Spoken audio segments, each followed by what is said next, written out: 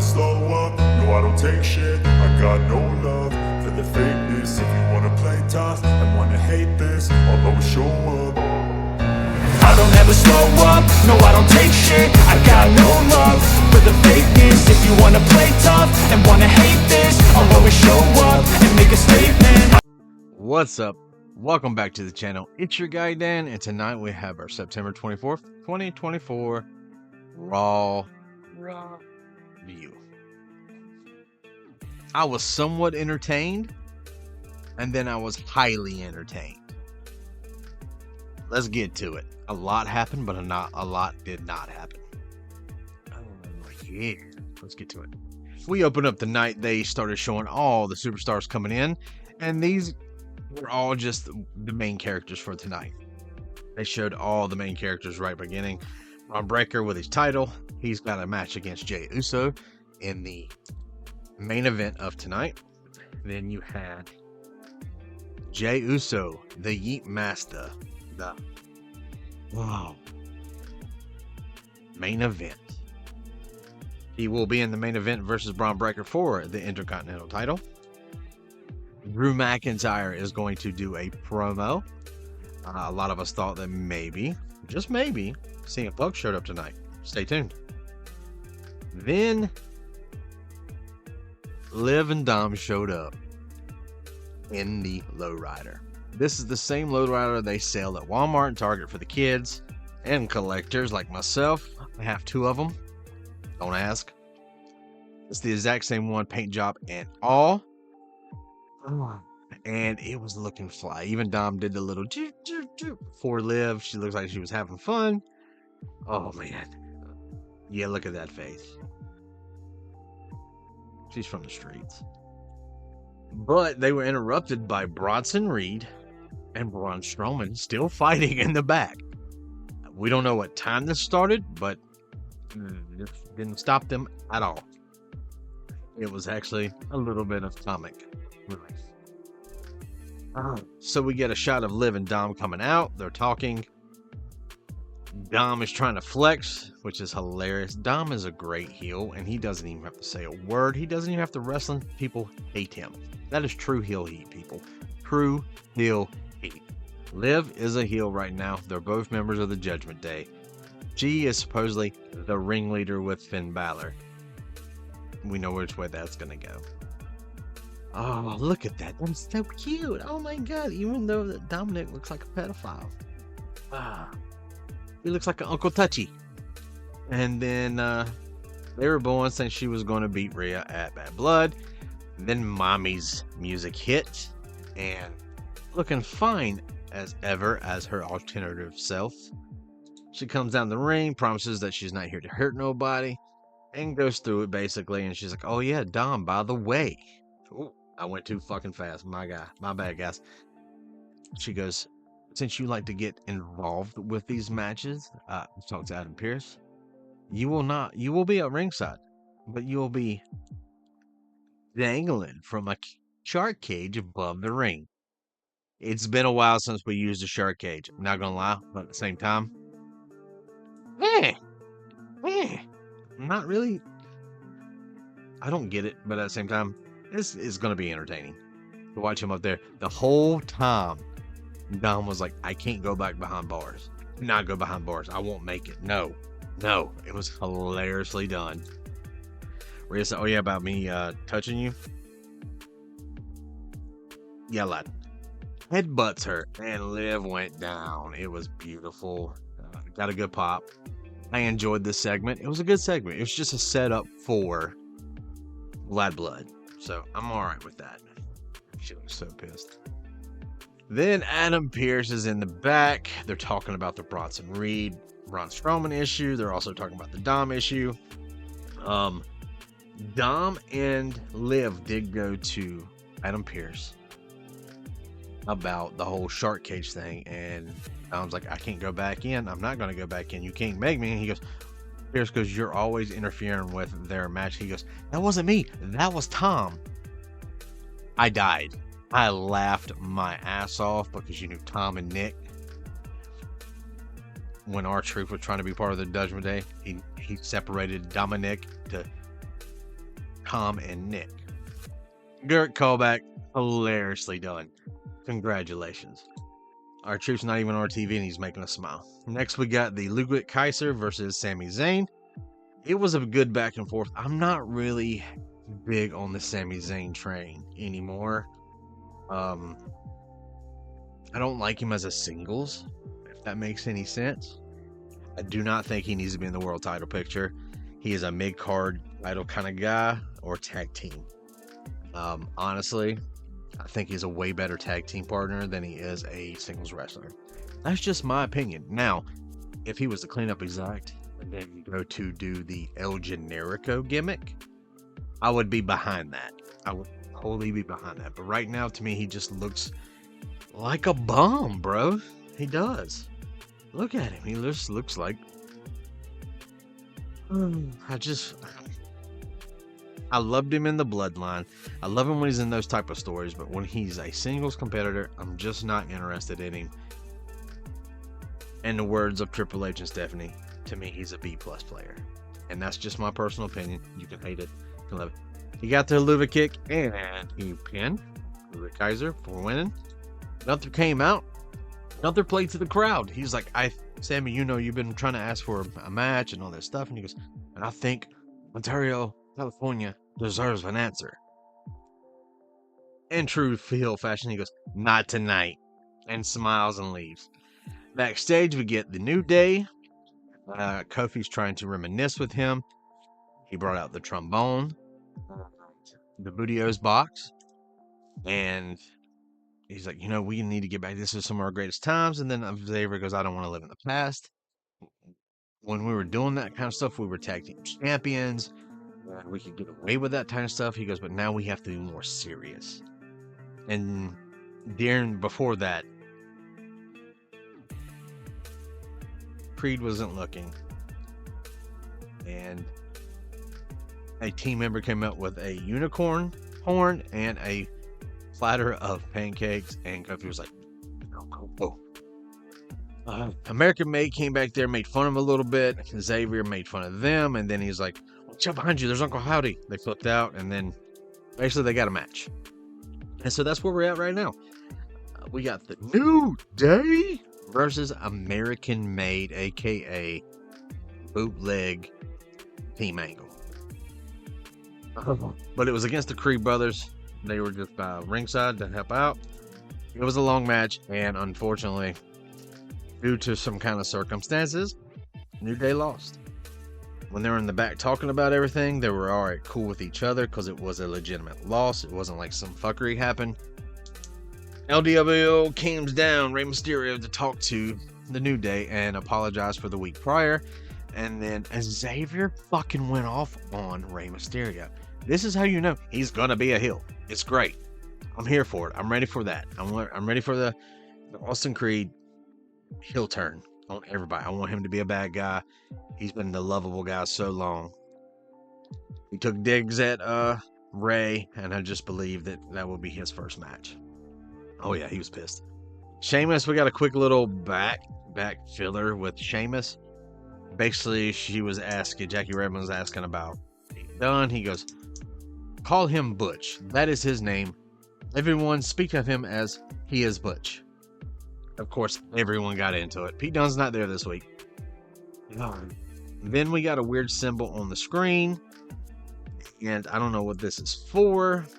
It's 3 letter, but to me it looks almost like a Celtic. And if it's for the Viking Raiders, I'm gonna fucking just be done. But it was teased as a debut. So next we had Carlito and the boys were heading towards the ring, and Ilya Dragunov was in the back. Him and JD got into it. You know, McNuggets and Lord Farquhar's 17 hit McNugget JD. I'm not a fan of him either. He just looks weird to me. But Carlito was taking on Dragon Lee from LWO, and Dom and JD were his backup for tonight. Unfortunately, Dragon Lee won. Carlito has not won a single match since he's been back in the WWE. He has not won one single match since he's been back to the WWE. That is a fucking crime. Carlito is a great wrestler. Yes, he's good at comedic stuff, but at the same time, he's legit. He can wrestle. He can go. I don't like how they use him as a fucking comedy character. I'm sorry. I'm just a little agitated about it. Then we got the Drew. Basically, he said he's going to kill Phil in Hell in a Cell. He's like, I'm glad you're prepared to die and you want to make me bleed. He goes, I'm going to kill you. I have no choice but to kill you to move on past this. Decent promo. In the back, The Miz is getting ready for his match against Bronson Reed. Karrion Kross is doing the same thing The Miz that he was doing to Xavier. So I do believe that a heel faction is coming with Xavier, The Miz, and Karrion Kross plus his boys. It was nothing. He basically said, Miz said, you know what? Monsters don't have nothing to do with size. Anybody can be a monster. He's like, you damn right they can. So Miz comes down. I love The Miz. I love him as a heel. I love him as a babyface. I'm just a fan of The Miz. I like him. Some people don't. I do. He's my cup of tea. Bronson Reed comes down and he gets attacked by Braun Strowman yet again. Miz had an issue with it and Braun Strowman's like, he's above your level. You're out of your depth. I got this. And it took almost every security guard to pull him apart. I thought the ring was going to implode. I think they're saving that for next week. We got a little bit of this, which is Damage Control. Looking at, I call them Aces of Steel. You know, you got Storm, and then you've got Bianca. So then you had Damage Control versus the Unholy Union. They were the tag team champions, and Damage Control, I believe, won. I didn't watch it. That was my bathroom match. Sorry. Then we got a recap of last week's SmackDown, which was Friday, and the cinema that Roman Reigns and Cody Rhodes put on for SmackDown was fucking amazing. You can tell it was written by Paul Heyman. I enjoyed the shit out of it. One of the best productions that WWE has ever done. This looked like a mini movie or a trailer to a movie. Good versus evil. I'm here for it. I'm glad that they're showing this on Raw to help out for the SmackDown viewership, which I don't think they're going to have a problem as long as Roman Reigns is on the ticket, on the ballot. They're good. Next, we got a little, how do I say this? A declaration from Damian Priest. He has a match against Finn Balor at Bad Blood. He was talking about like a Vin Diesel. Basically, he wants to fucking kill Finn Balor. Next, we got Jackie Manning talking to, not Jackie, just the backstage asking about Braun. He said that Jay just doesn't have it in him. He's not that guy. There's no way in hell he's winning this belt tonight. I would agree. When we first started watching the show, I was like, there's no way they're going to let Jey Uso win. Jay comes in through the crowd as normal, doing the yeet. Big pops, really good. Hang on, I made his own little folder, so I have to come back to this one. Oh, man. Oh, yeah. So, this match had so many false finishes. It was a really good match. They let him have some time. It was great. I enjoyed the shit out of this. Each one of them have a move of their own. They were hitting spears. They were hitting all types of good shit. He hit a badass Frankensteiner. Jay a bunch of super kicks. His own spears. Dive off the top. Just a bunch of false finishes. And it was so close. As soon as you thought he was going to hit, it was just like as soon as he went to go hit the mat, one of those guys' arms went up. I was highly this is the part I was telling you, I was highly fucking entertained. This was a classic. This was a banker. It's told one of the best stories on Raw inside that ring. I enjoyed the shit out of it. These guys went all out. They fought everywhere. They were getting the best of each other. Oh my god, it was so fucking amazing. But at the end of the day, you know, I can admit when I'm fucking wrong. And I was fucking wrong. Jey Uso is now our intercontinental title. 14 years in the business, his first singles title. He finally did it. He has finally truly main event Jey Uso. I was so happy for this. The crowd popped like crazy. My chat was going nuts. Jey was having a great time. He was spent, and he left the way he came in, through the crowd. And I was so happy for this. Everyone was happy. No fuckery happened with the bloodline. And he went up home in the crowd. He was our go home. It was a feel-good moment, and I'm so happy for him. You have no idea. I am so happy that he is no longer looked as a twin or just a tag team specialist.